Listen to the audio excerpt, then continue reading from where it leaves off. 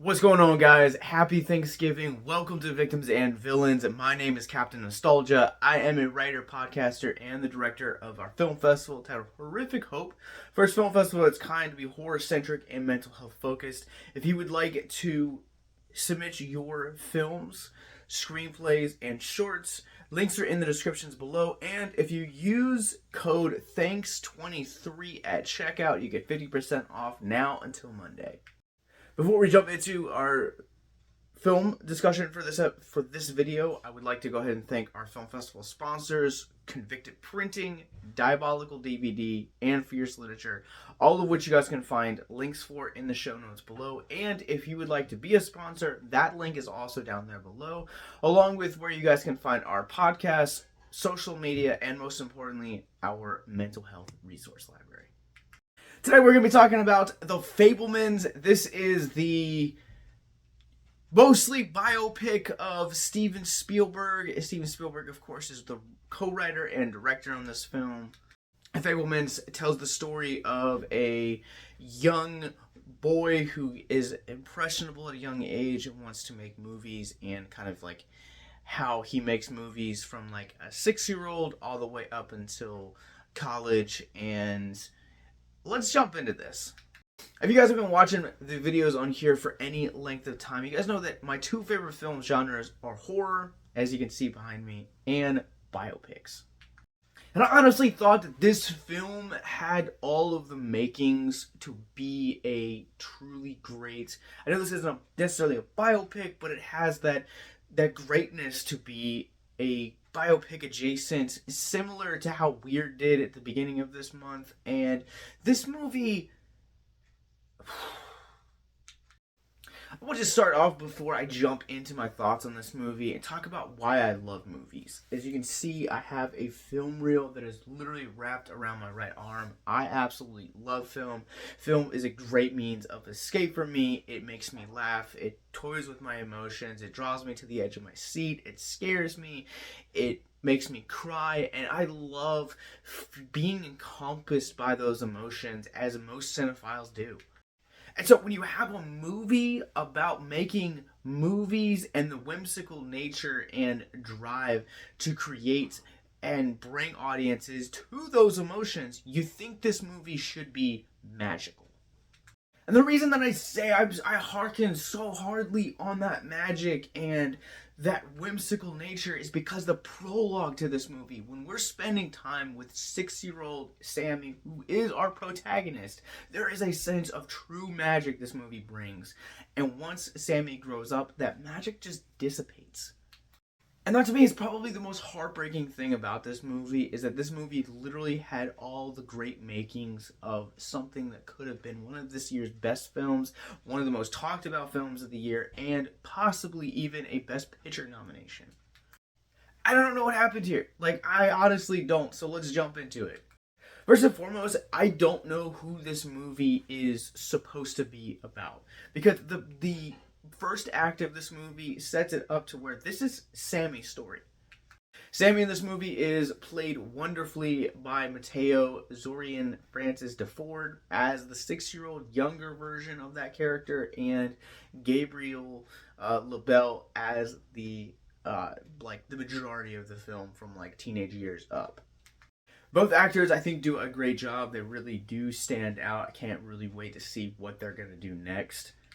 And I feel like that's saying something when you're in a film with great actors like Paul Dano, Seth Rogen, Michelle Williams.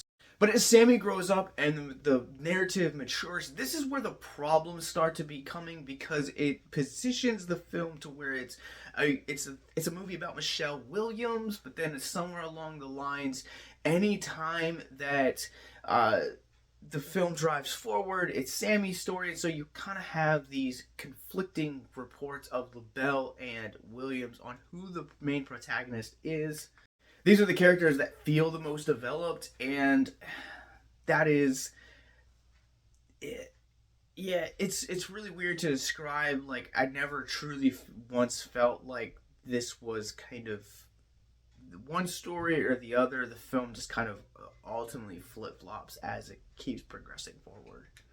And poor Paul Dano in this movie, like, honestly, like, this man is kind of, like, minimized to a plot device.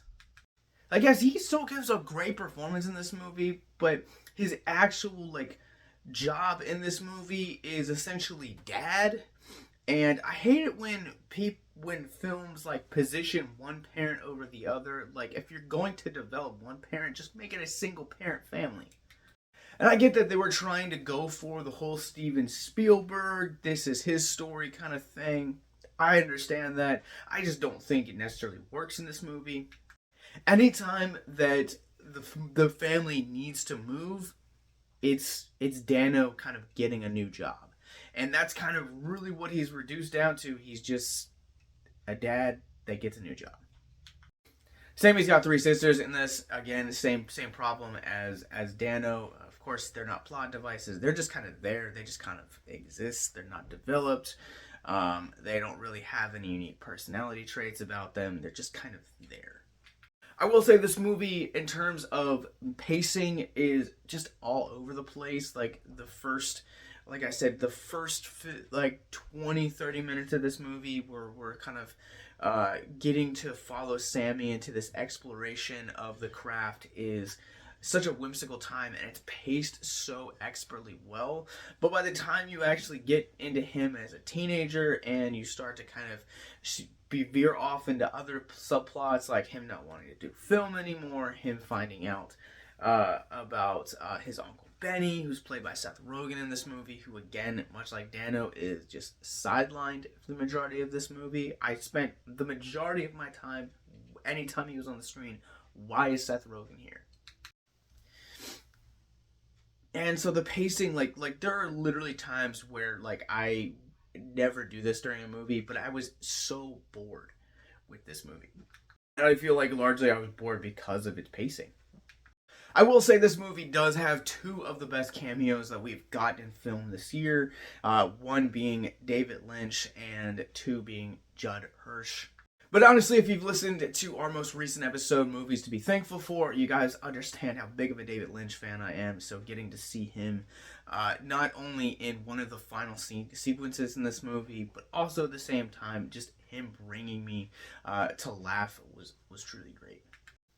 And that's the thing about this movie that's largely absent that you would expect. Now, don't get me wrong, there is comedy in this movie, and I do think this movie has some good comedy in it, but it's largely kind of just not here. This is a drama, and it feels like a drama, and it drags like a drama. That's not to say that I haven't liked other dramas this year. It's just this one just is, it's hard. Point blank. It's hard to kind of get through some of the watches. I feel like I've really just kind of just talked negatively about this movie the entire time. I will say, though, that, like I said, the performances in this movie are really solid, but the eloquence of its storytelling, this movie runs on too long. Let's just run this through our Rorschach rating scale.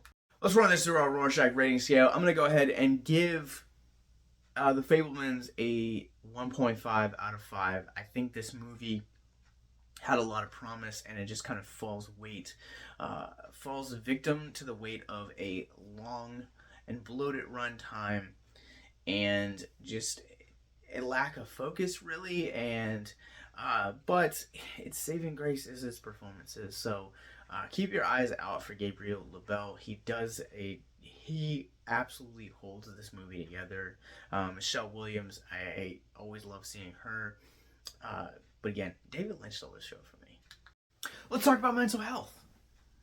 If you guys are new to our content, we create content specifically being mental health through pop culture. A mental health moment is where we take a theme out of the film which we're talking about and discuss it for just a few moments in the hopes to deconstruct the stigma surrounding mental health.